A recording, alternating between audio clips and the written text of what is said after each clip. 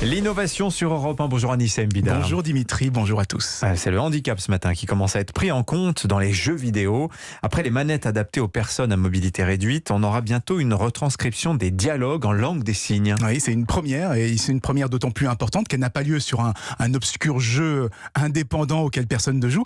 Non, c'est sur Forza Horizon 5. C'est un très gros jeu qui est sorti hier. Un jeu de voiture.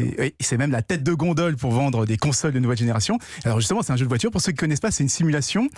Et il y a un mode histoire où on peut améliorer sa voiture, en acheter d'autres, etc.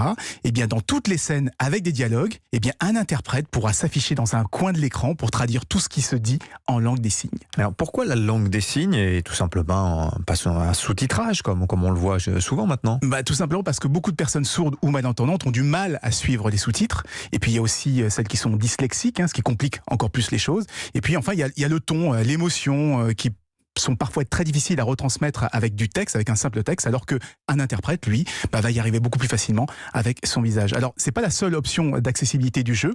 On peut aussi adapter l'affichage aux daltoniens, augmenter le contraste pour avoir une meilleure visibilité et même ralentir le jeu pour l'adapter au plus grand nombre. En fait, le jeu tout entier a été conçu dès le départ pour être jouable par des personnes en situation de handicap et ça, c'est très nouveau. Alors, est-ce que c'est un cas isolé, Forza Horizon 5 donc, ou c'est quelque chose qui va se généraliser? Non, je pense que c'est le début d'une tendance pour moi, parce qu'encore une fois, c'est un jeu produit par un très gros studio.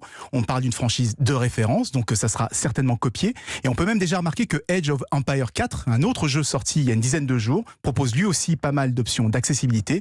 Il y a plus de 400 millions de joueurs en situation de handicap dans le monde. Il serait quand même temps de s'intéresser à eux. Merci Anissa Mbida.